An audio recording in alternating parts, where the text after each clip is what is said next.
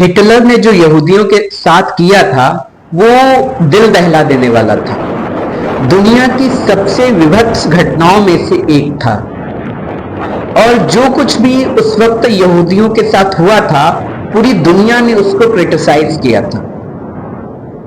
और उसके बाद जो है वर्ल्ड वॉर शुरू हुआ। उसके बाद जो है रूस, अमेरिका, हम कह सकते हैं कि दुनिया जो थी वो दो हिस्सों में बट गई थी, एलीट और एक्सिस पावर में। सवाल ये है कि किसी की हत्या करना जो है वो जुर्म है। युद्ध होते हैं देश की संप्रभुता को बचाने के लिए, देश की सुरक्षा के लिए युद्ध होते हैं। लेकिन यहां पे दो सवाल हैं। अगर इजराइल के पास परमाणु है तो ईरान के पास होना गलत कैसे हो सकता है? अगर सवाल ये उठता है कि ईरान उसका दुरुपयोग कर सकता है तो कैसे कर सकता है? क्या पूरी दुनिया में? और दूसरी चीज अगर देखें, चाहे वो आतंकवाद से लेकर कोई भी चीज हो, इन दो देशों का हाथ सबसे ज्यादा रहता है। पहला अमेरिका, दूसरा ब्रिटेन। चाहे वो हिंदुस्तान को गुलाम बनाने की बात हो, ब्रिटेन ने जो कुछ भी किया वो आज भी दिखता है।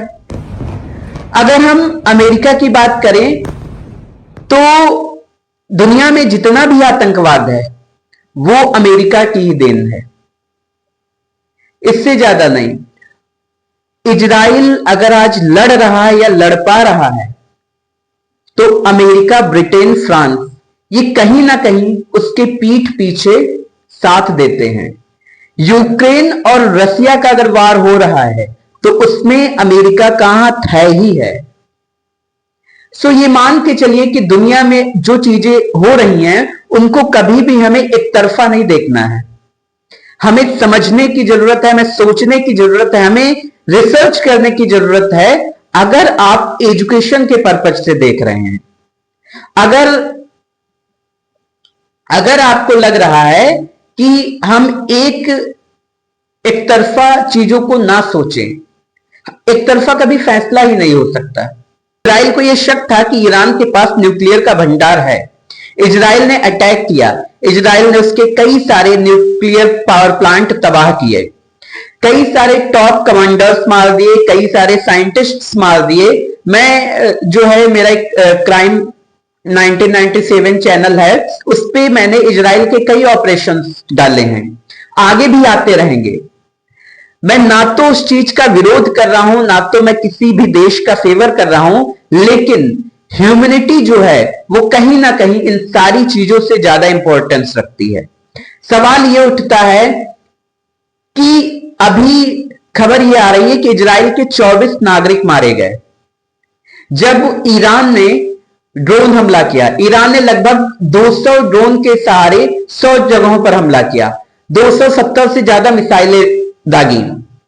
लेकिन यहां पर यह है कि इजराइल ने भी लगभग 400 से ज्यादा नागरिकों को मार दिया है।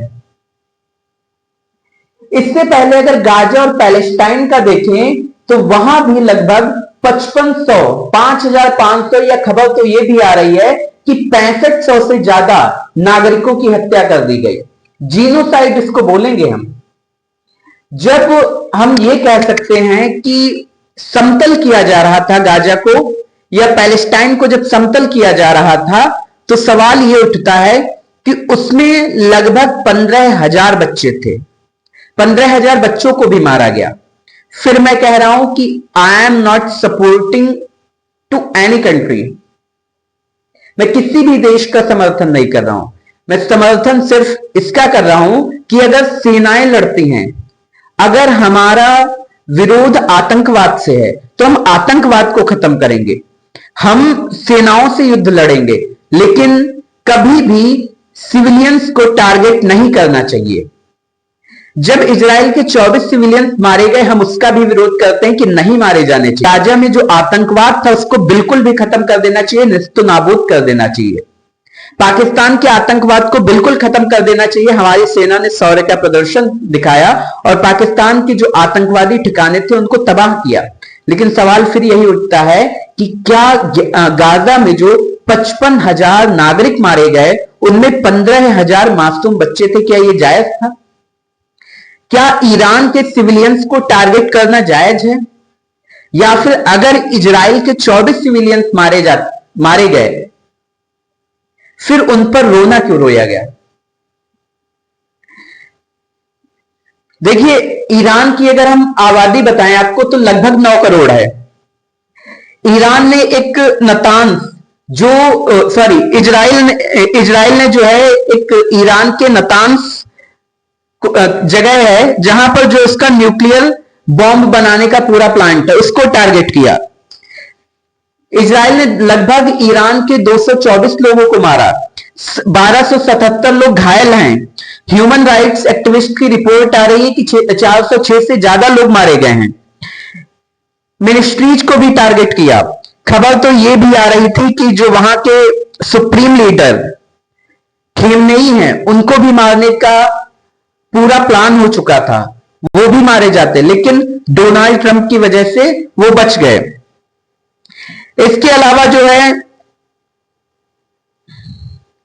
अमेरिका, ब्रिटेन, फ्रांस, इन सभी देशों ने कह दिया है कि ईरान में जो भी नागरिक हैं, वो चाहे आर्मेनिया, टर्की, अजरबैजान, ये जो बॉर्डर्स पड़ते हैं इनके रास्ते से जो है वो अपने देश वापस लौट आए। अगर कुछ भी होता है तो ये देश रेस्पॉन्सिबिलिटी नहीं लेंगे, अपने नागरिकों की ये देश रेस्पॉन्सिबिलिटी नहीं ले रहे। मैं फिर कह रहा हूं, ये एक डिप्लोमैटिक युद्ध है, ये एक स्क्रिप्टेड युद्ध है,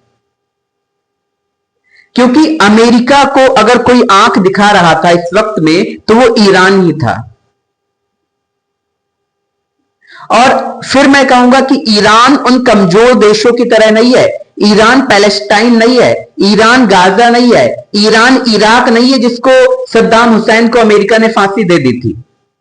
फिर मैं कह रहा हूं कि अमेरिका किसी का सगा नहीं है, उसने अभी कुछ समय पहले पाकिस्तान का सपोर्ट किया। सो जो देश हमारा अपोजिशन है, जो भारत का अपोजिशन देश है, अगर उनके उस देश को वो कह रहा है कि हां जो भी है, सो वो हम उसका फेवर कैसे कर सकते हैं? और लड़ाई किसी भी देश के नागरिकों से कभी नहीं होनी चाहिए। लड़ाई मैंने फिर कहा संप्रभुता की होती है, अखंडता की होती है, सुरक्षा की होती है।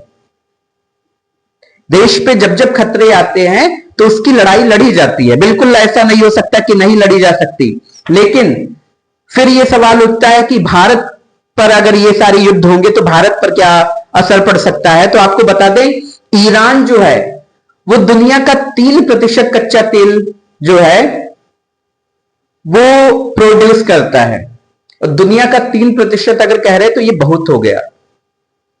इसके अलावा हम बता दें कि ईरान और इजराइल, भारत दोनों के साथ व्यापार करता है। $2.2 बिलियन का व्यापार जो है ईरान के साथ करता है, $2.3 बिलियन का व्यापार जो है, $2.4 बिलियन का व्यापार जो है वो इजराइल से होता है। सो हमारे लिए जो है दोनों बराबर है। यहां पे एक जगह है स्ट्रेट ऑफ हार्मोज। स्ट्रेट ऑफ हार्मोज जो है ये पर्शियन गल्फ को अरब सागर से कनेक्ट करता है। सो स्ट्रेट ऑफ हार्मोज जो है, अगर ईरान इसको बंद करता है तो हम भारत पे क्या क्या असर होगा? जितने भी गल्फ कंट्रीज हैं, या हम कह सकते हैं कि जितने भी अरब देश हैं, उन तक जो समुद्र के थ्रू व्यापार होता है वो इसी रास्ते से होता है, और अगर ये बंद होता है तो कहीं ना कहीं भारत का व्यापार जो है वो प्रभावित हो सकता है। 6,000 मेडिकल के स्टूडेंट्स जो हैं वो ईरान में मेडिकल की पढ़ाई कर रहे हैं, क्योंकि ईरान में मेडिकल की पढ़ाई सस्ती है। लगभग 10,000 भारतीय जो है इस वक्त ईरान में फंसे हुए हैं। भारत सरकार ने पूरी व्यवस्था की उनको निकालने की, लेकिन जो 6,000 बच्चे हैं उनका भविष्य कहीं ना कहीं, वो मेडिकल के स्टूडेंट हैं, अंधेरे में चला जाता है जब भी ऐसे युद्ध होते हैं। अमेरिका जहां जहां इन्वॉल्व होता है वहां वहां ये सारी चीजें, ये सारी घटनाएं देखने को मिलती हैं। यूक्रेन, रूस, फिर मैं बता रहा हूं इस वक्त ये कई सारे और भी देश आप गूगल पे जाके सर्च करिए, जहां भी युद्ध चल रहा है अमेरिका उसमें जिम्मेदार है। अभी कुछ समय पहले हमने जो है एक वीडियो अफ्रीका का बनाया था, इब्राहिम ट्राओरे पर बनाया था। उन्होंने अमेरिका, ब्रिटेन, फ्रांस को चेतावनी दी थी। इवन यहां तक उन्होंने कहा था कि फ्रांस से यह तक कहा था कि अपनी सेना को जो है हमारे देश से बाहर निकाल लीजिए, वरना युद्ध के लिए तैयार रहिए। ये हाल है इन देशों का। देखिए, इजराइल को अभी तक तो लग रहा है तबाही दोनों तरफ से हो रही है, किसी के हिस्से में ज्यादा आ रही है, किसी के हिस्से में कम आ रही है, लेकिन ईरान कहीं ना कहीं ये साबित कर रहा है कि वो रुकने वाला नहीं है। इजराइल, फिर मैं कहूंगा इजराइल को कई देशों की सपोर्ट है, लेकिन ईरान, हमने वीडियो बनाया था ऑपरेशन ओपेरा करके। ऑपरेशन ओपेरा में आपने देखा होगा कि ऑपरेशन ओपेरा में आपने देखा होगा कि इजराइल ने जो है उनके पहले भी न्यूक्लियर पावर प्लांट्स को तबाह किया है। ये कोई पहली बार नहीं है। अभी अगर हम बात करें इस पे, तो ने ईरान के लगभग 14 वैज्ञानिकों को मार दिया है। इसके अलावा 6 से ज्यादा टॉप कमांडर्स को मार दिया है। कुछ के नाम मैं बता दूं, मेजर जनरल मोहम्मद बाकेरी, ईरानी सशस्त्र बलों के चीफ ऑफ स्टाफ, ये मारे गए हैं। इनकी जगह पे मेजर जनरल रहीम मसावी को दी गई है। General Hussain Salim Islamic revolutionary guards Corp के चीफ थे, इनको मार दिया गया है। इनकी जगह मोहम्मद पाकपुर को दी गई है। इसके अलावा जनरल गुलाम अली राशिद ईरानी आर्म फोर्सेस के डिप्टी कमांडर इन चीफ हैं। पता तो ये भी चल रहा है, कई सोर्सेस से ये खबर आ रही है कि इनको भी RGS के एयर स्पेस यूनिट के चीफ, इनको भी मार दिया गया है। ईरान आर्म फोर्सेस के डिप्टी इंटेलिजेंस के चीफ, इनको भी खत्म कर दिया गया है।